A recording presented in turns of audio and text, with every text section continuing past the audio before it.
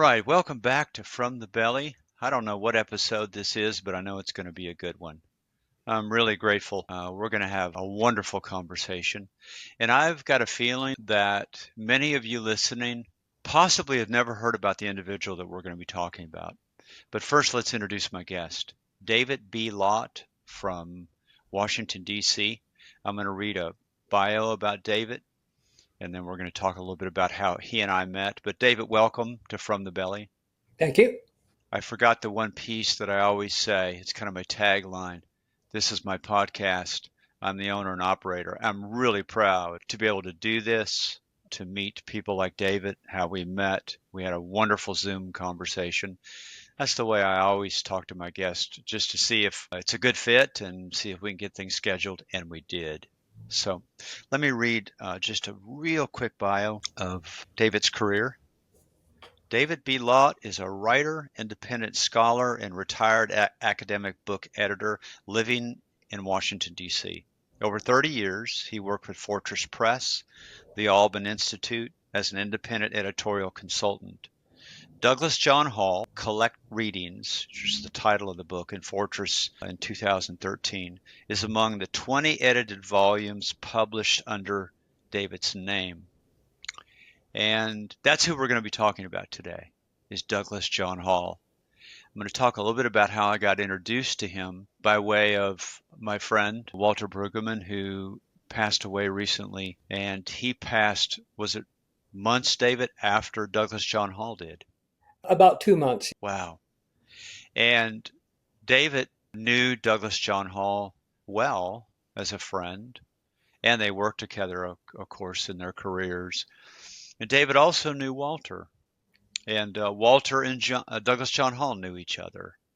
And maybe that's a good way for me to introduce how I first came to know about Douglas John Hall, which got this whole thing going. So I was reading for maybe the fifth time Walter's Prophetic Imagination. And I always look in the bibliography because it's where I learn about new works and new people. In chapter 1, he refers to Hall's work, Light in Our Darkness. And I read what Walter had written in the bibliography. I then ordered the book, Light in Our Darkness, which is dense and thick. And wow, I've gotten through some of it, but I could usually digest about 3 pages and just go, okay, that's enough for today. There's a lot to process here. And then I would move on to maybe the next 2 or 3 pages. But this is what Walter says in the bibliography about John Hall's work that he references in the Prophetic Imagination. He says, Light in Our Darkness effectively explores the theme of darkness as the arena of suffering, death, and liberty. He concludes his study that, be it Douglas John Hall, the people, end quote, the people of the cross who name the darkness can summon no absolute light, no unsullied vision, whether of God or of man. It becomes for them, as for all who in the past have been grasped by his logic of the cross, a matter of faith. And that's one of the things that we're going to be talking about today, is Hall's understanding and presentation about the cross of Christ, and then what faith means, and the act of resistance and responsibility, and the current status of the church, and David's thoughts on that. So we got a lot to talk about, and as David and I said, we're probably going to be doing round 2 somewhere down the road. But again, David, thank you for being here. It's great to be here. It's really, this is an honor of mine. I think all these podcasts that I do are special in their own right, but this is a unique one. I've never done one like this. So I've got a little bit of nerves going on just with, am I going to be able to know what I'm doing in this? But I will, and David's going to know where to take us with Hall's work. So when I first reached out to David and asked if we could have that Zoom call, we connected a bit. And then he told me a little bit of the history of his relationship with Douglas John Hall. And I just want to read what was in the email. My connection to Hall goes back to 1989. His book, Thinking the Faith, was one of the very first projects of my editorial career and was life-changing for me. I edited several other books of Hall's, including Why Christian, and later compiled a volume of selected readings of his work focused on his contextual method. We were in regular contact up to a week or so before his death. His work on the disestablishment of the Christian church in North America is as important as ever, as is his call for a renewed theological understanding centered on the theology of the cross. And I thought, wow, that paragraph is probably a great place for us to start. David and I put some questions together, but David, could you make some comments just about what you wrote to me there in that little piece? Well, as I said there, that history of it with Doug, I will call him Doug because we were friends, back to about 1989 when I was working on the first volume of his trilogy on Christian theology in North American context called Thinking the Faith. Now, this is his book on theological method. And I had come to this after years in charismatic Lutheran circles where there was a lot, I was just a graduate out of Luther Seminary. Going into that seminary experience, I heard a lot that you have to protect yourself from the evils of seminary and of all the things that you're going to be about there. And you need to protect your faith. And so I don't know that my seminary experience was necessarily as full as it could have been because I always had those warnings in my head. And then I read Hall's Thinking the Faith, and it helped me realize that all those warnings were really ridiculous. That I had this mind that God had given me, and that God intended me to use that mind to understand both God and the world and myself. And I had never really been taught that before, even in seminary. And so I continued to just be really grasped by Hall's work over the years on the books that I worked with him on. And so that's sort of where everything began with me and Hall. Later, when I was asked to compile this collection of his writings, I decided, went through all the books he had written, even though I could only use the ones published by Fortress, because I Okay. wanted to get a full picture and see what kind of progress can you see in his thought over the years. And what surprised me was that there isn't necessarily a lot of changes over the course of nearly 50 years of writing, but the context in which he is writing is always changing in it. And so, whereas earlier works would have referenced more, say, Vietnam and Watergate, over the years, you see how 9/11, Mm. First and Second Gulf Wars, and the like come to shape how he is doing the theology. So again, the ideas around the cross and the establishment don't change, but you do see how they are nuanced by what is actually going on in the world. David, how would you describe his method of doing theology that you say didn't really change all that much, but was always in the context of whatever decade, let's say, that it was in? How would you describe the method? Pretty much puts it there. I always said that Paul was trying to do, especially in Thinking the Faith, was trying to understand this faith tradition that had come over to North America from primarily Northern Europe. And I'm talking about Protestant theology, Christianity in particular. What happens when this theology is shaped through the, theologians of comes to North America and suddenly is in this very different context, shaped by, say, of westward expansion and just continual and optimism. But you have people who are trying to preserve one thing from the Northern Europe context or trying to wipe out the core of the faith into something entirely new. And Doug is trying to find that space between the two, I think, of trying to understand that no, not everything disappears, but it does have to be reread when you put it into a new such as that, as you have here in North America.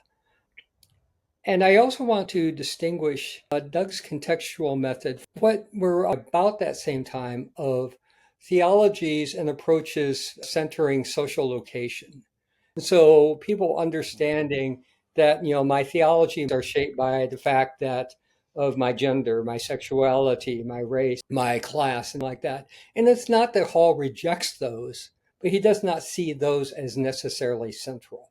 So it's not necessarily identity, it's looking at a broader context of Mm. who and one is located in this world. And how did I'm going to refer to him as Doug. Is that okay? That's fine. How did Doug to that method?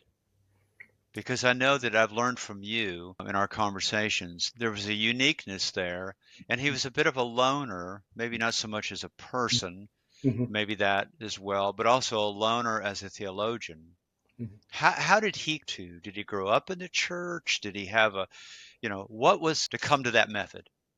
I mean, that's one of the curious things is that he did not necessarily grow up in the church Hmm. in the way that we think of some people. And he was a bit of an outlier, in fact, in his family in the way that he came to church as a young man of I think he was a bit lonely and he found some community and friends within church youth groups that he went to. But it Hmm. wasn't like his church were his regular churchgoers or anything like that. And I this was think in Canada. He this was was. right in rural Canada. And so this was, he sort of brought the rest of his family into the church over the years.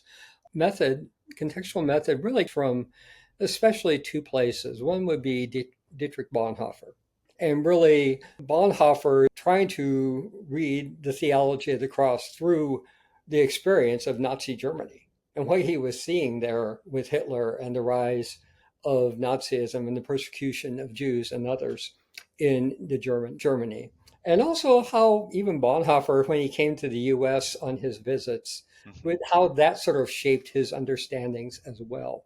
And so I think that was very influential for him. And second, through Reinhold Niebuhr. Also, his theologies were in some way much more political, I would say, or at least have been used to more political ends than Hall's have been. But Niebuhr was one who was looking at the times and trying to understand where that came from.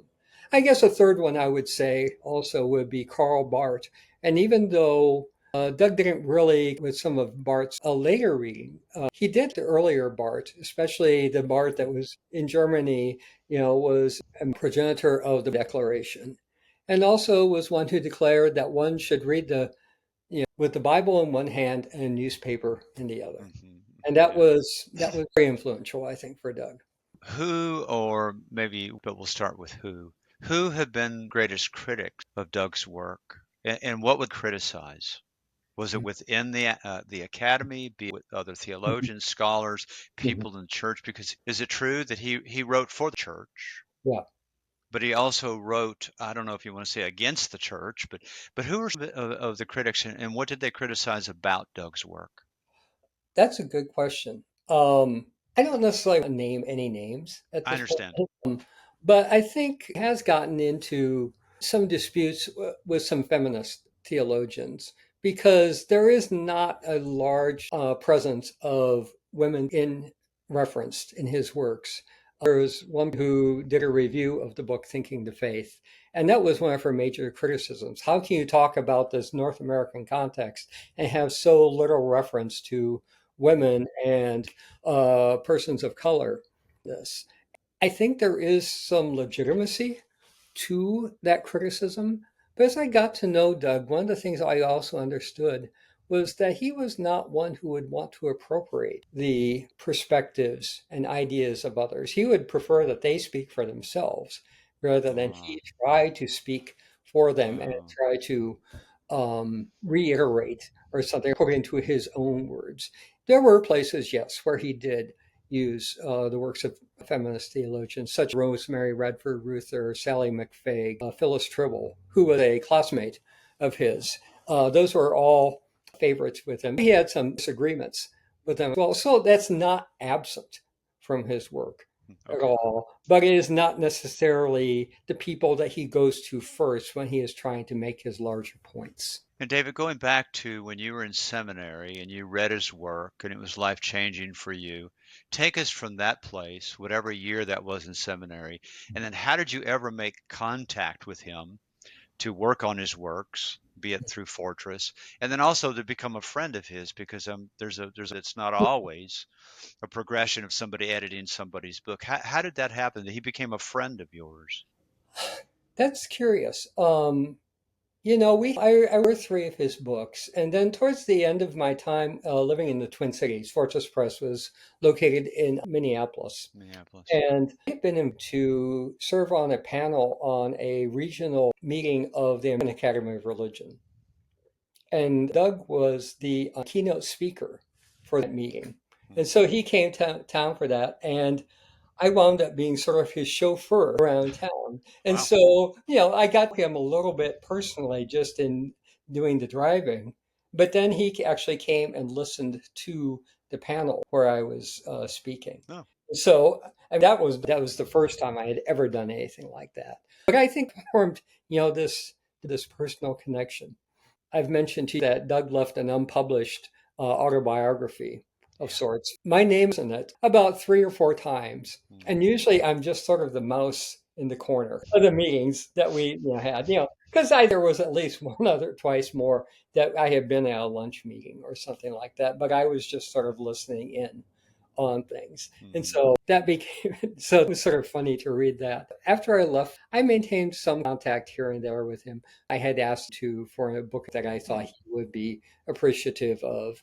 And then when I went into my freelance career, I got asked to do work on some more of his work, and especially then that collect reading volume. And that put us into close contact because I really wanted to make sure that he was okay with how I was organizing the book and Hmm. describing his pieces and everything, and especially that he'd be okay with the guide for the book. And I'm assuming he was. Yeah. And And so that definitely got us into this closer relationship where we're, corresponding every step to the end of his life, I think.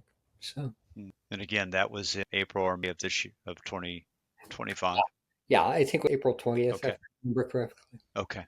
David, did Doug about the church? He didn't grow up in it. He had these experiences, maybe attending. Maybe you could tell us what church in Canada, and but why the church? Because we know some theologians and scholars would write more for the academy, Hmm.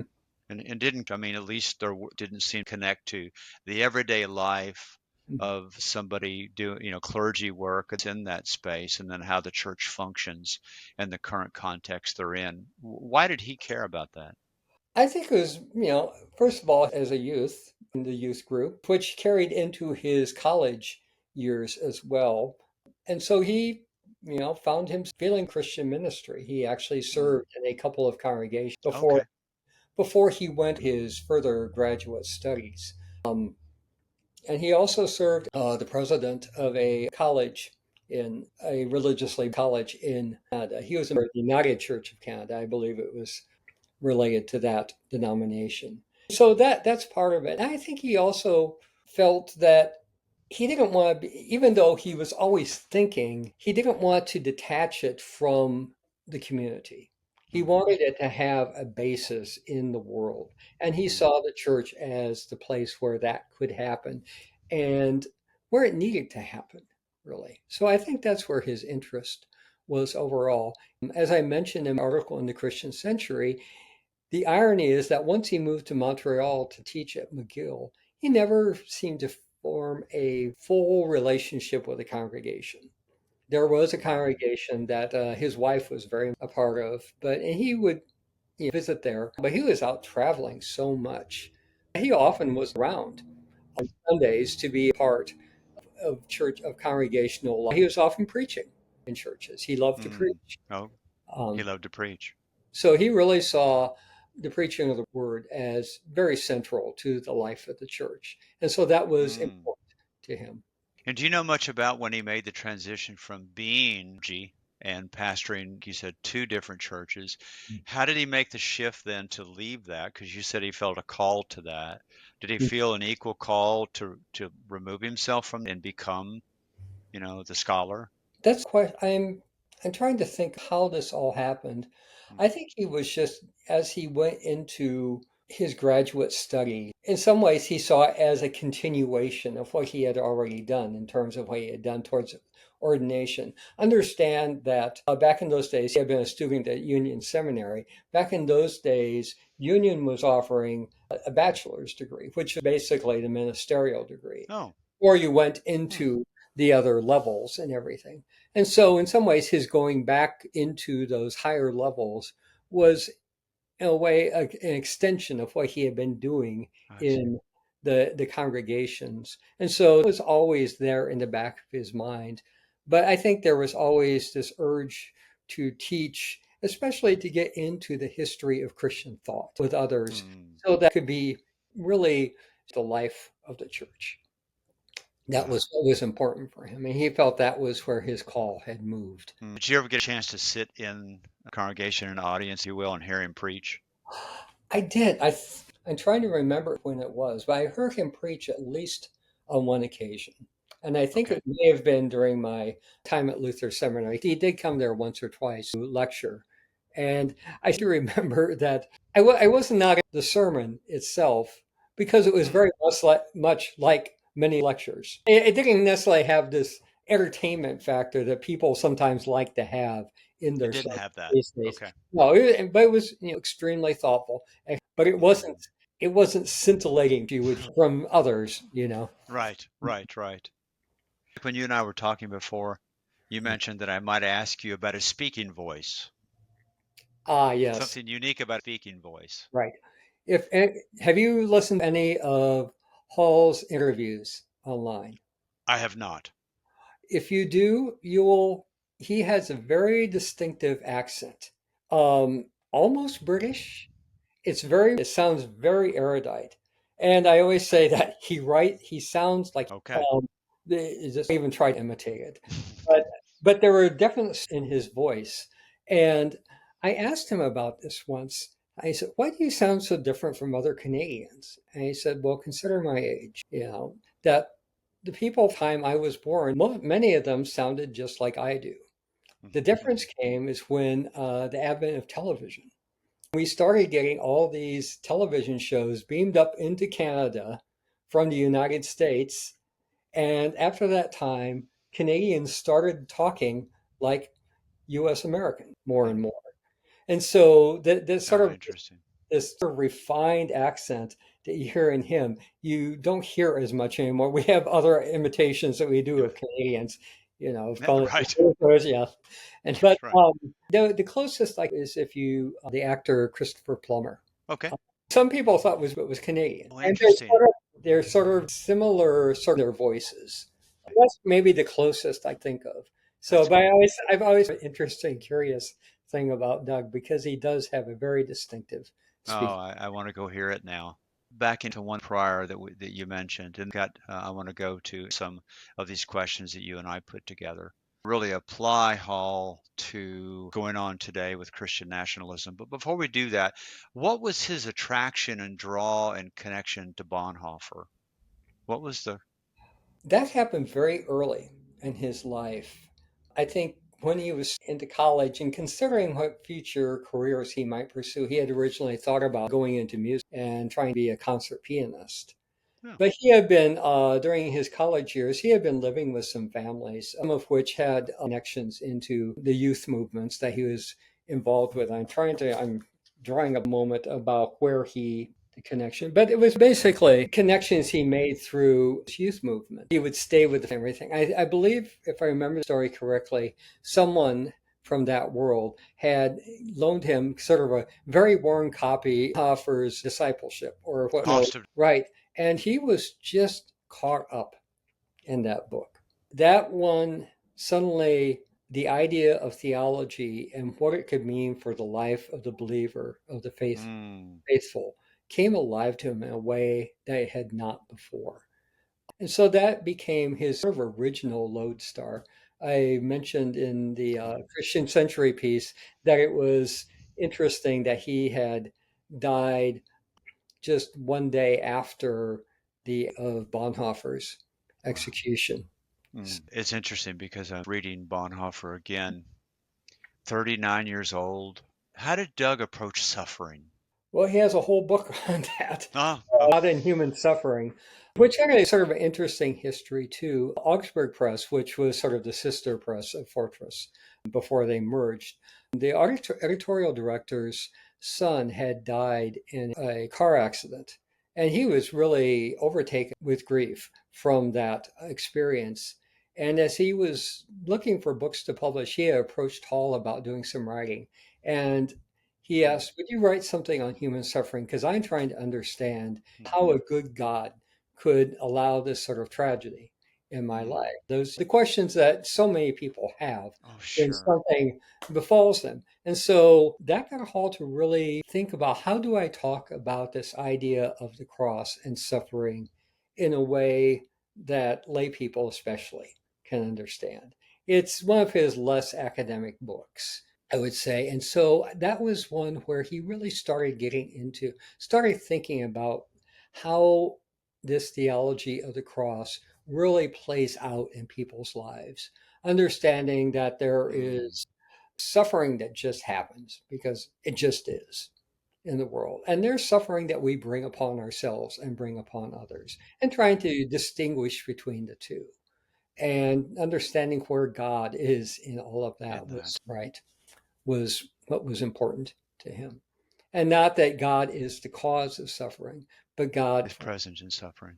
David, what, and I know that maybe this can't be summated in a few paragraphs or even a few sentences, but what was Doug's theology of the cross? And what was unique about it? What was it challenging some other theology of the cross, maybe the dominant theology of the cross? What was his theology of the cross? Right. Well, so often when we hear the word theology of the cross, we think of atonement, about how does God save?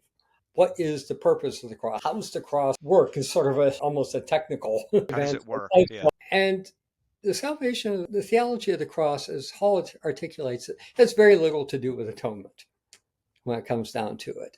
It's sort of an overarching understanding of what Christian theology is about. It's sort of what all the rest of theology is baked into theology of the cross, of Mm, understanding that God is not found in these triumphal images of resurrection and glory and all that. Not that he rejected the idea of resurrection or all that, but that the real heart is what happened on Calvary, and seeing this God willing to be humbled and suffer in that way was what really caught his imagination.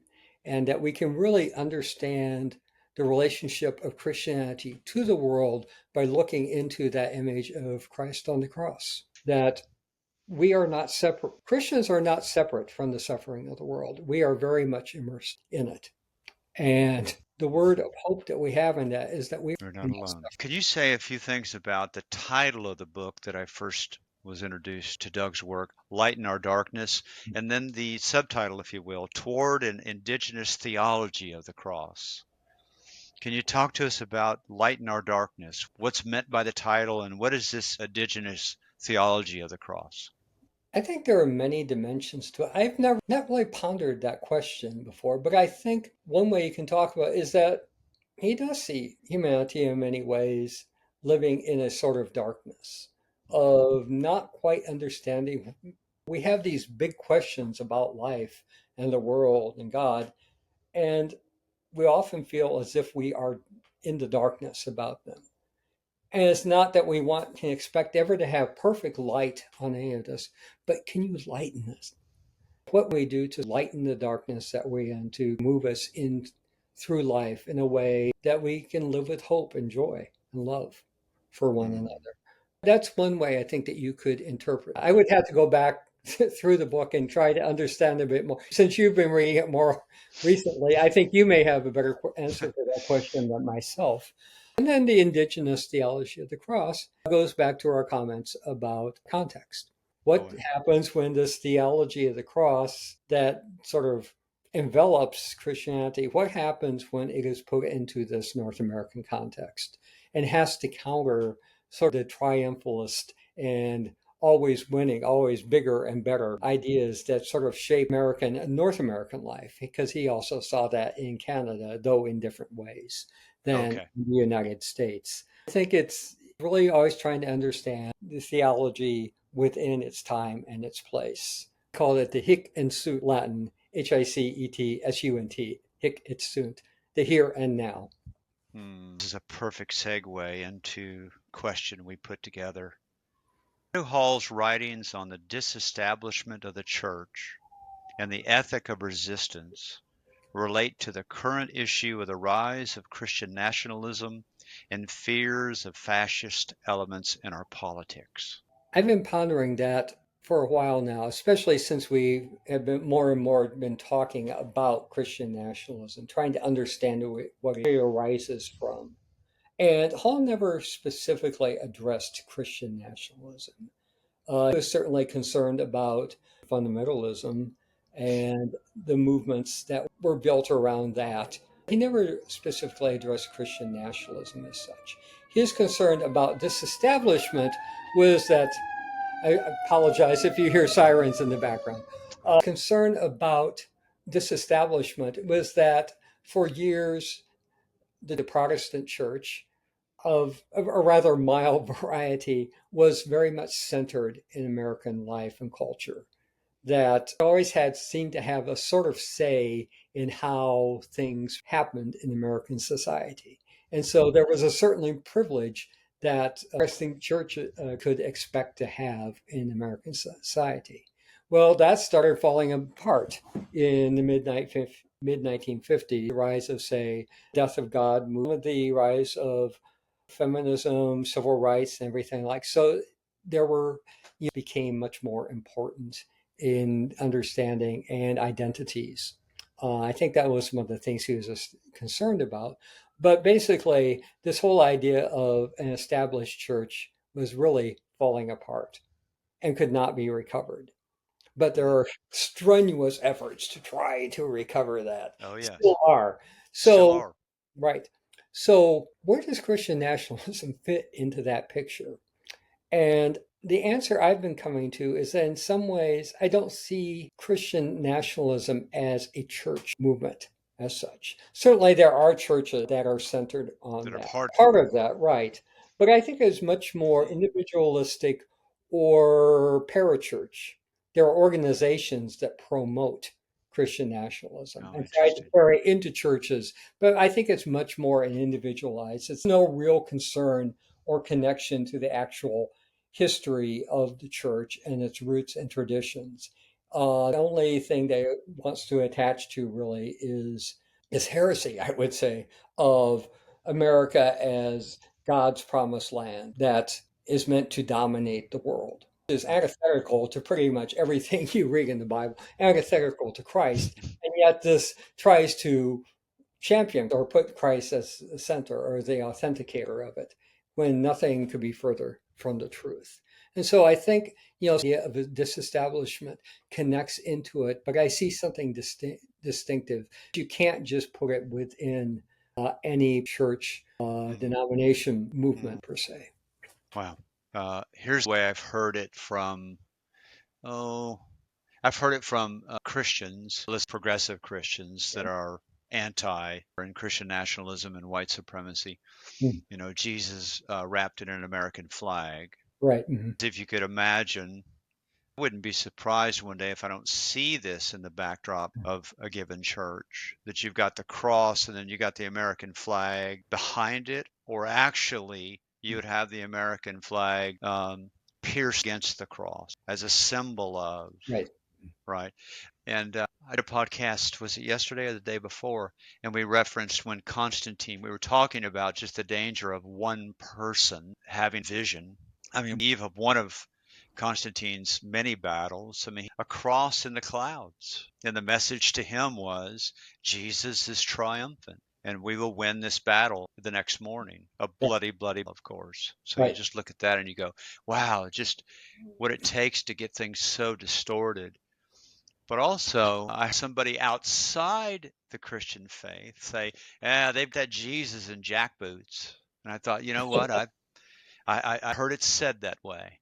Right. They've got Jesus in jackboots. And wouldn't you know, I was popping around on the internet in a way that I shouldn't have been. And I see this YouTube thing and I click on it and whatever. And it's some pastor, and I would assume this is the South. I'm from there, but maybe not. Mhm. Probably the Midwest, South. Who knows?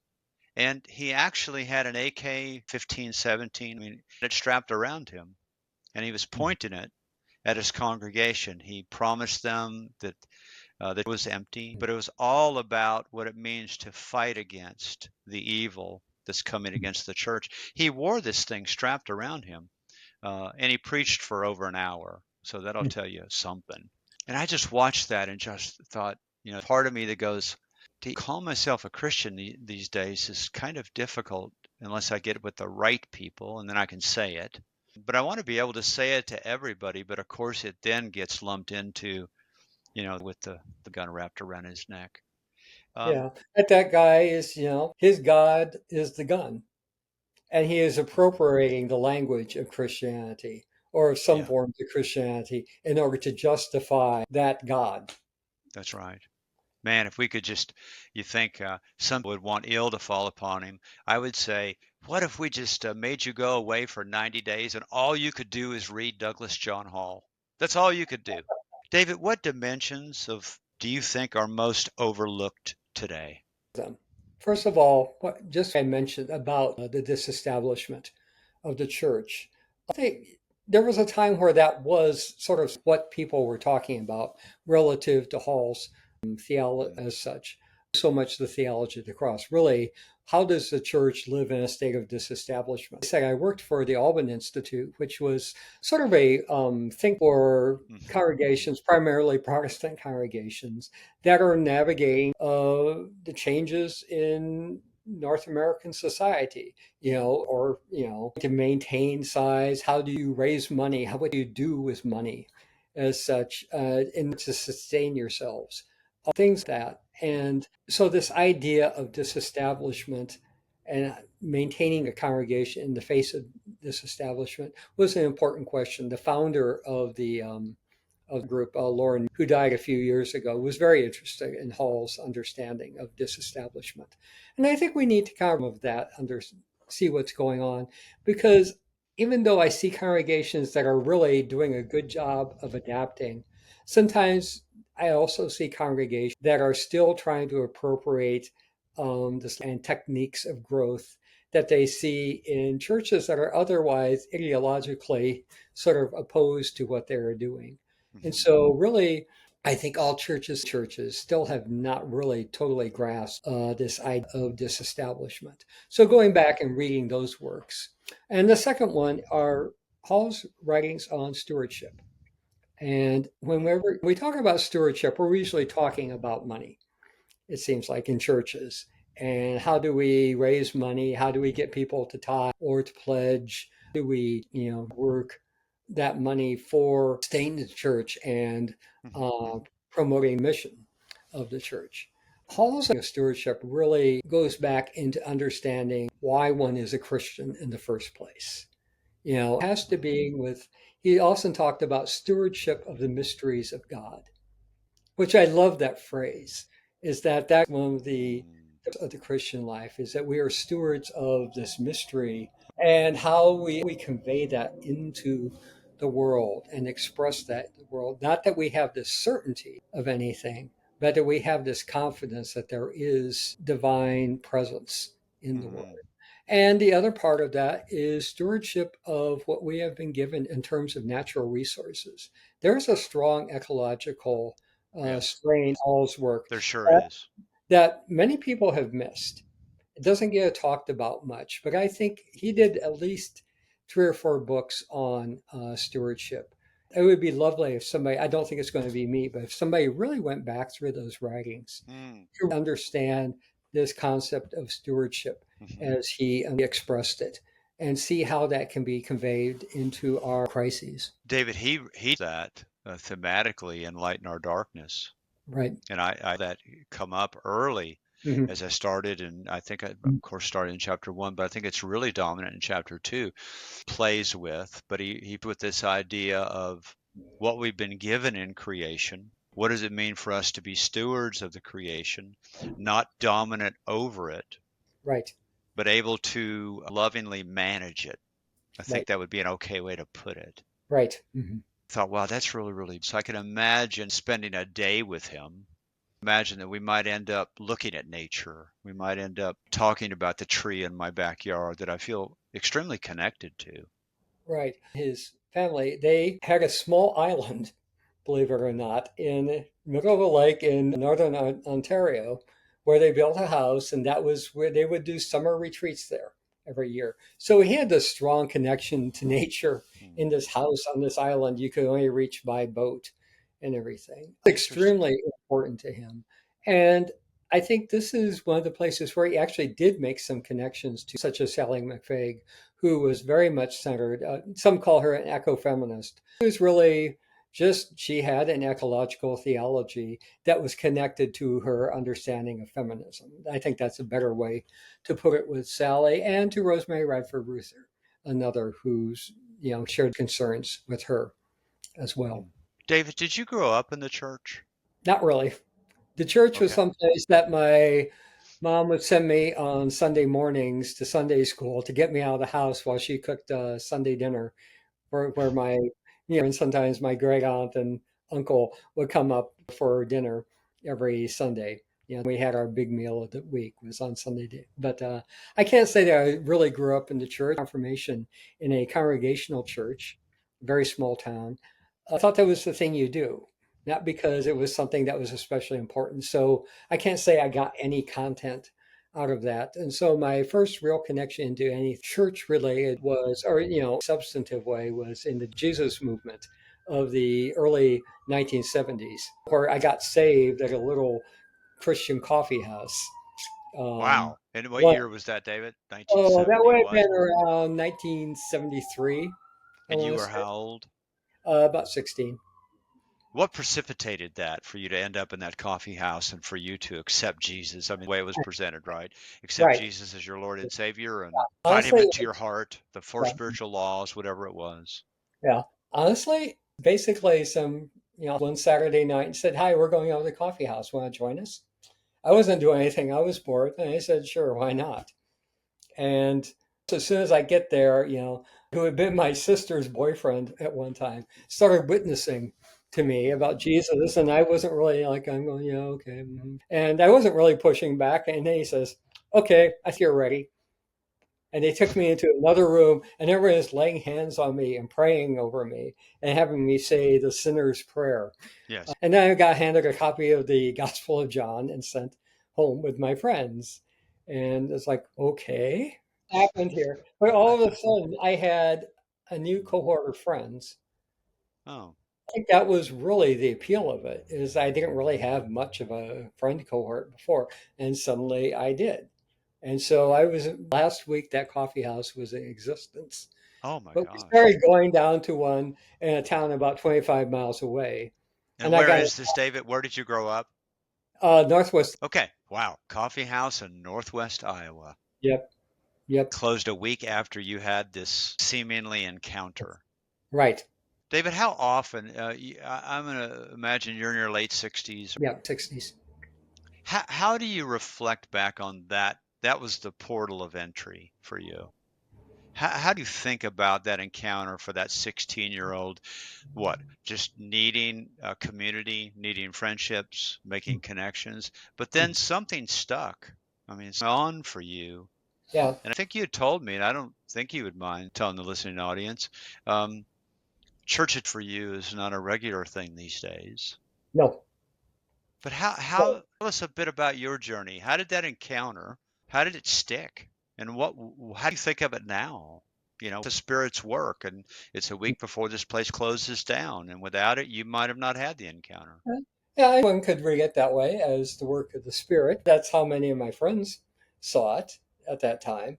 That more as a sort of a neediness for social connection, more than any deeper faith that was going on. And so I was really good at being able to ape and imitate what I was hearing, even though if I didn't necessarily embrace it wholeheartedly myself, some part of me was always from that. I don't know if Mm, that had to do with understand my sexual identity as a gay man, have something to do with it. I think more than anything, it was, maintain a social acceptance from a mm, group of people that started breaking. And so this was mostly happening within what I would call parachurch groups, mhm, mhm. not actual denominational congregations, but with sort of parallel groups going on. Oh, I did have some church attendance, especially at Lutheran churches, since I went through Lutheran college and then Lutheran seminary. But yeah, some of the break came with that part of my history came almost after seminary and when I got into publishing. I had a deeper acceptance and understanding of my sexual identity and felt I could not hang on into the groups where I had been Hmm. before. Hmm. That was just not something that they would accept, that I was always going to be called to repentance of Oh that. yeah, And maybe even invited into some reparative oh, therapy. yeah.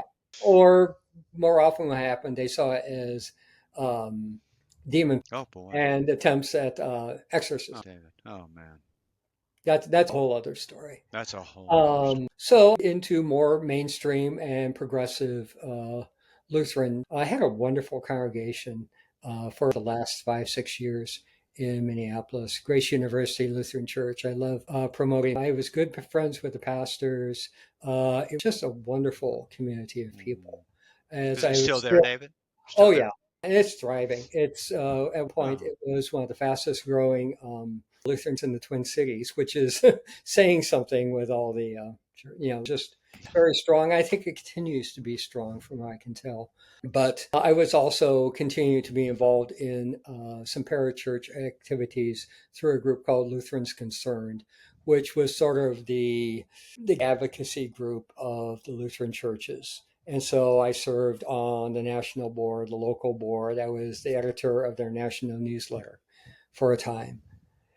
And what I saw, well, first of all, I should go a step back and say the other part of that evangelical charismatic world was in order to stay in good graces also was you emphasis on leadership and that you needed to be a leader in the group. So I was always trying to put myself forward Hmm. as a leader within those groups in order to keep the connection The that I connections. wanted and felt I needed. And so once I got into what I've realized in recent years as I moved into the more progressive, that sort of neediness sort of hung on into um, Hmm. the expression. And it was not necessarily any healthier. In some ways, it was worse. And I don't want to get into the details of Understood. what really led to that. We can talk about that privately sometime if you want. Okay. Okay. But when I then finally left the Twin Cities and came to Washington, I realized I needed to again reconfigure my relationship with the church. First of all, I was working with a church related organization, the Alban Institute. Okay. When I found that when I was going to congregations on Sunday, that I felt like I was back at work. And so that was not something I really wanted. And I didn't find anything that had sort of spirit that I had found at my congregation in DC. Hmm. I was building a new relationship with my partner. And so I said, just take a break, a sabbatical from church and just do those other things. And kind of what I thought was going to be a brief sabbatical has turned into, at this Okay. point. But have maintained great relationships with pastors over the years. I was the editor of a lectionary preaching book series, A New Proclamation for Fortress Press. Um, Ironically, I was not ordained. I was a gay man at a time that they were not ordaining, and I was not a church attender. But I was writing on the texts every week Hmm. and hiring people to write on those Mm. texts. And so I met weekly with a group of pastors here on Capitol Hill to discuss the weekly lectionary texts. Interesting. So I always have had, a positive relationship with pastor and congregations, but it's not something I can really feel I can have a part of in my Right. life right now. I found other outlets for that. So Outlets for that. This all started with mother sending you to church so she could make Sunday dinner. That's beautiful. I think We there can are probably a lot of kids out there like that, but we can contextualize your call to the work that you've done. Uh, David, how about if we close out with Hall's writing about resistance, right. acts of resistance? One of the things that stood out to me from some of the material you sent me, and thank you again for that. I wrote to those as goodies. Thank Mhm. you for all that you sent. I felt like I got a box of like dessert in the mail. It's like, oh, they're goodies. But one of the things that I saw thematically from what you sent, and I also saw it somewhat in Light in Our Darkness, was he spoke a lot about obedience. Right. And it's very interesting that I've read some scholarly works where you wouldn't find that language. Right. Or if you find it, but when I found it in Hall, it was really this juxtaposition of it was refreshing, but it's a trigger word for me. Mm-hmm. Mm. And Yeah. Thinking the same thing when I was rereading, also that obedience is not a popular word these yeah, days. centric. And reading Bonhoeffer last night, and this is paraphrased, but Hitler can't be in the center because Jesus is in the center. Right. And I thought that was what governed him Right. with all a lot of theological thought. It was kind of to Mm-hmm. have a target, if you will. It might not be the best metaphor to use or analogy, but the bullseye. I mean, it's the center, and nobody else can be in that place. Right. And the obedience came from, I'll resist. I Bonhoeffer will resist anything that's trying to get into the center of that. Mm-hmm. So, can you talk to us about Hall's thinking of obedience, but in the context of these acts of resistance? Because another thing, before I allow you to answer, not allow you, but give you an opportunity, is that Hall he was very careful around. I said in what you sent me, he was very careful, as if he was encouraging resistance and protest, but then he had this almost of, and this is paraphrased, hey, be careful that you don't get swept up in some ideology of protest. And he was saying that up against something to stay true to. And then he would go back to the truth of following Christ and being obedient to that. That was the foundation as it was for Bonhoeffer. Am Mm-hmm. I getting some of that right? Oh, absolutely, absolutely. What I sent you was a section of his book, "Confessing Faith," which is the third of his trilogy on Christian theology in a North American context. A section called "The of Resistance and the Ethic of Responsibility," Ah, and it's about 8-page section, but I think it's one of his best little one can find because he really gets at this idea of what is the Christian ethic in the world? How are we supposed to be? And so, especially when you see injustice on in the world, something that does need to be resisted. And understand scriptural faith as giving us license, if not, order that you must do this. You must resist evil in the world. So, without question for him that, so the Christian is in resistance to evil and to the status quo in the world, which would oppress, harm people.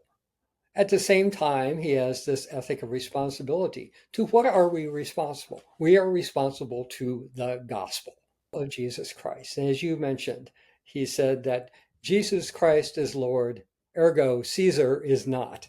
And you can say that ergo Hitler is that's not. right. And worried at times that people were losing that last half of the construction or the first half of understanding Jesus Christ as Lord. Those are, again, the Lord language is not something, Christians like necessarily in the same That's way right. they don't like obedience. But I think, of responsibility. To whom are you responsible? To whom are you accountable? And Another word that really in vogue, right? For yeah, many, accountability.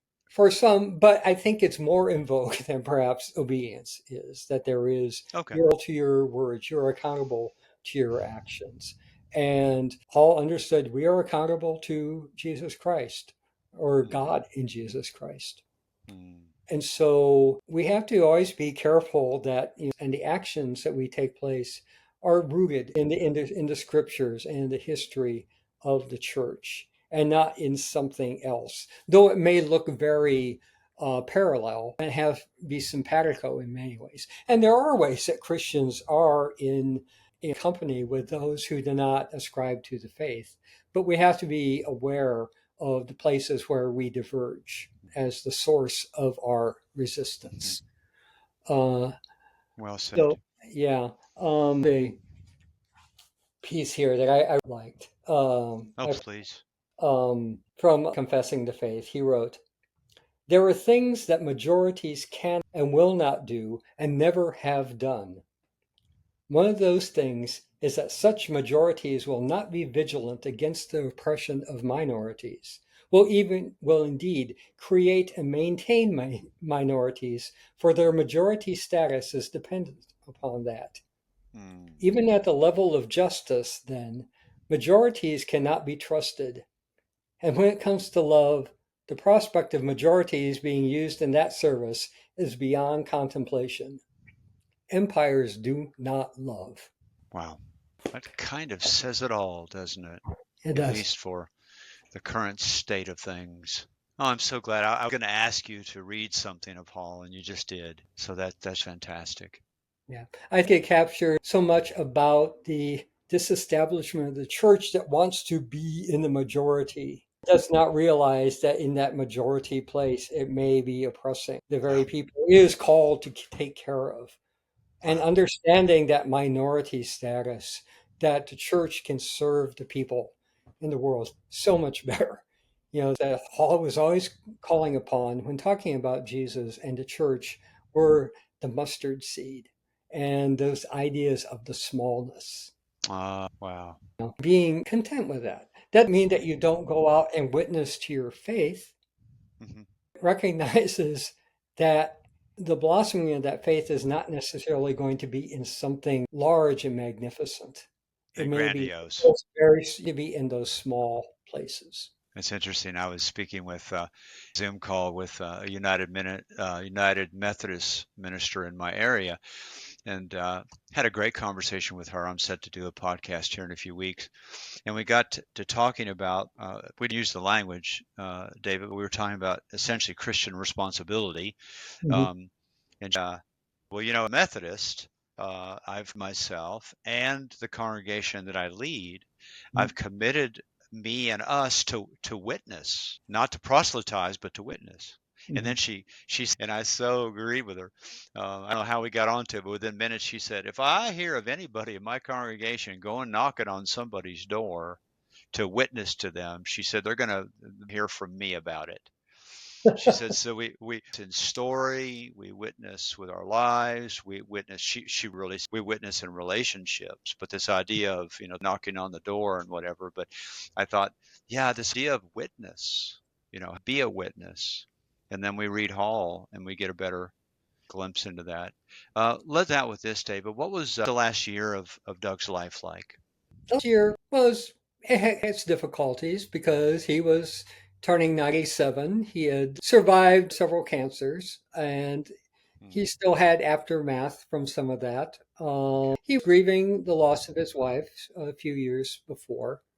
But I remember in the last piece that he sent me, there was different.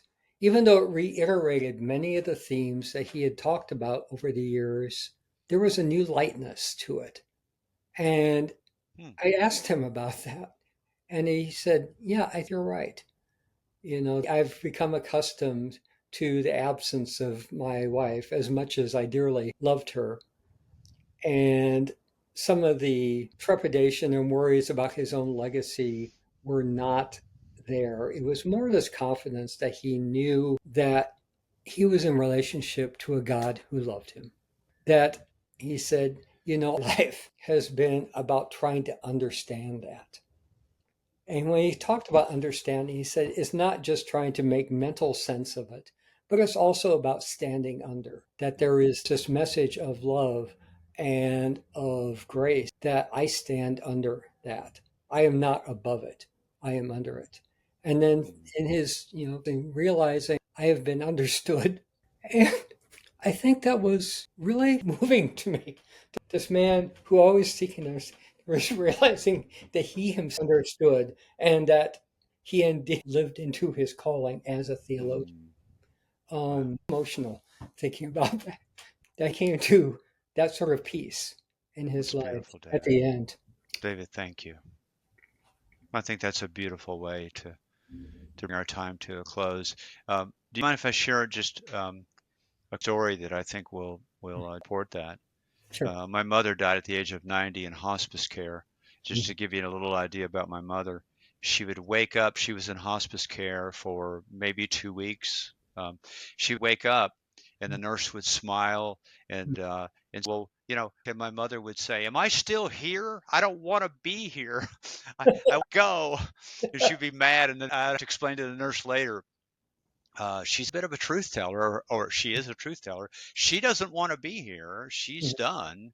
That's my mom, in essence. But the last hour of her life, my on one side of the hospice bed, my wife was on the other, and my mom was back in one of those states of semi-consciousness or whatever. And we Mhm. learned through hospice, and I'm sure told us, "Hey, she can hear you. She probably understands at some level," but there was no communication. Right. And mom's just laying there, kind of raspy breathing, and Lori and I are there holding one hand and I'm holding the other. And all of a sudden, my mother opens her eyes and she sits up as if she was a spry 25-year-old, and she was a broken down bodied 90-year-old woman who had suffered a lot of physical ailments.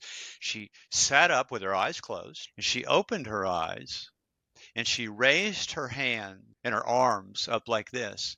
And she said, "I thought for a moment we might witness like she's be taken up by a chariot or something." I mean, quite a moment. I mean, Mhm. I was just like watching almost like cinematic thing happening. And mom says, and I memorized this, and I always think of it in my mind. There were 9 words that she spoke. And my mother could be hard, she could be harsh and judgmental and whatever, but there was a softness that came in the land, and there was always a softness there. But she grew up with a lot of trauma and World War II and all of that. She was born in 25. But she said the 9 words, David. She said, "He is all love, and we don't know that."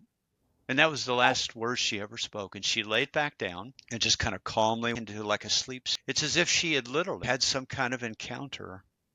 She down, and then within a minute, she opened her eyes and said, "I'm hungry. I want some tomato soup." And we were just like, "Oh, okay, you're back, mom." And she didn't know what we were talking about, and she ate tomato soup. And really, within 24 hours, mom was gone. But that he is all love, and we don't know that. That said so Uh, much. It was so much. That was what, yeah. as Richard says, if you get an opportunity when people are dying.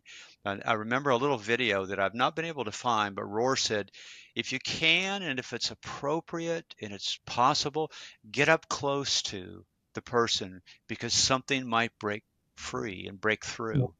And man, did it break. We were so grateful to be in that space. And my wife and I have talked about that so many times and told that story to various people. And every once in a while we say, that did happen, right? I mean, that was a dream. And my wife's like, no, and I'm like, I was there too. We witnessed that. But Mhm. it made me think of that when you shared. Yeah, he is Yeah. love, and we don't know that. Yeah. That's those that could change one's life. Well, David, this is a gift. I want to thank you. Thanks bonding to my what I refer to as a cold email. You didn't know me from Adam or Eve. I read your article. I want to do a shout out to Eric Holmstrom, who's my resident at the church that I attend.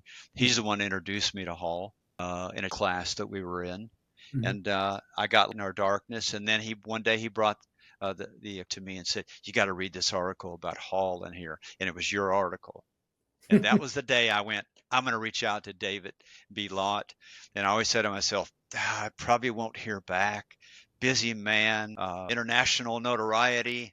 Then you respond and go, yeah, I'll talk to you. And I'm like, okay, here we go. So that's how it all began. So I just want to say thank you. Yeah. Well, I'm for this opportunity also. I was originally supposed to do the Christian Century Oh, when I first published the article online back in June, but their podcast got backed up, and so I got taken off the schedule. So having the opportunity to talk to someone about Hall, about the article, that means a lot to me. So I man. appreciate your reaching out to me as well. Oh, David, thank you. I'm really for you being a curator of Doug's, and also that you were friends. So it means a lot to me. So I'm really, really grateful. I can't wait to get this out to people that have never heard about Hall and possibly never even introduced to some of your works. David, where can people find some of your writings? Some writings, I had a column on and for a publication called The Crescent, which was operated out of Valparaiso University.